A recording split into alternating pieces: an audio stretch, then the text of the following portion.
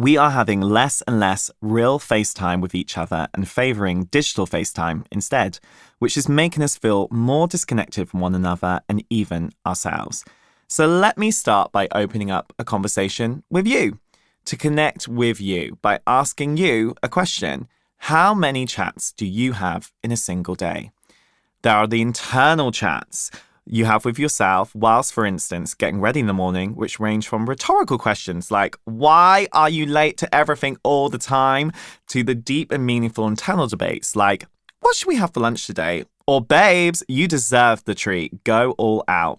Then there are the transactional chats, like the one you have with the local coffee shop chap. Was that a soya milk or normal milk latte?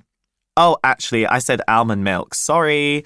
Almond milk is £1.50 extra, which brings you back to the internal chat for a hot second. What a fucking joke, this economy. There are also surface level chats, like the one you might have had this morning with the workplace receptionist. Morning, Susan. How are you today? But you were already halfway into lift while Susan was answering. You weren't listening to her response, and now you don't have the latest update on Susan's kids, cat, bad back, big night out with her gals, delete as appropriate.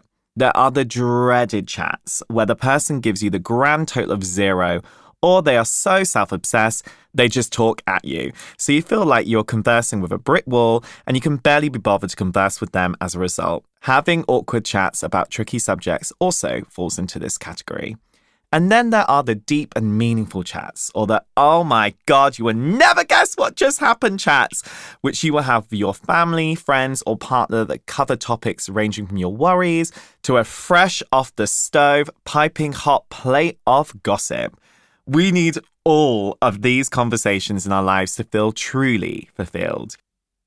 You may look at these group of conversations and think the number of chats you've had so far today are endless. Or you may not have had any at all. Either way, when did you last have a great chat where you felt a true connection to the person you were conversing with? One where you felt listened to and valued, or one where you actually listened to the person who was speaking to you and learnt something you never knew about them, the world, or yourself? The holy grail of conversation may seem like something that's hard to come by, or something that just happens, an ephemeral thing that can't be pinned down. But there are key things happening in those great chats to create and foster connection, and you can and should take responsibility for making them happen. You can't rely on others to do the work for you. It is in your power to work on it, no matter how bad those around you are at communicating or how great they are. The idea that a great chat is something that just happens is a myth. And not working on these skills means we're missing out on the potential for new friendships, opportunities, and emotional growth.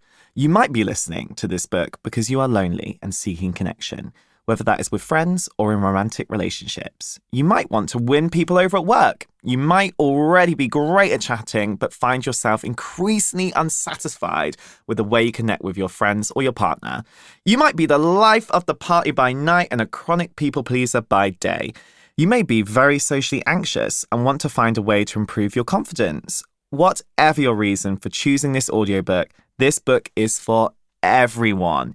It's about taking into account who you are as an individual and working on what you need to succeed so you can have better conversations with everyone. Those you already love, those you don't, those you agree with, and those you couldn't ever imagine seeing eye to eye with.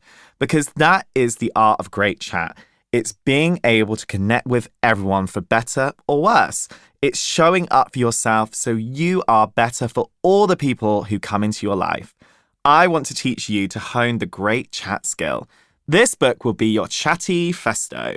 It's a toolbox that you can delve into to find the appropriate conversational tools to apply to any facets of your life where you feel connection is lacking. It will give you practical advice, research-backed guidance on how conversations truly help us, and a series of tasks called the Chatterboxes, which you'll find at the end of each chapter to help you change the way you approach conversation and push you out there to make life-changing connections. And you can come back to this book anytime you need a little extra help. I want this audiobook to be your conversation wingman, wingwoman, wing person, no matter the reason you chose it. So here is everything I've learned from the countless hours of sitting across from some of the most powerful and in-demand people in the world, boiled down into 7 lessons that have the power to transform your life. That journey begins with you.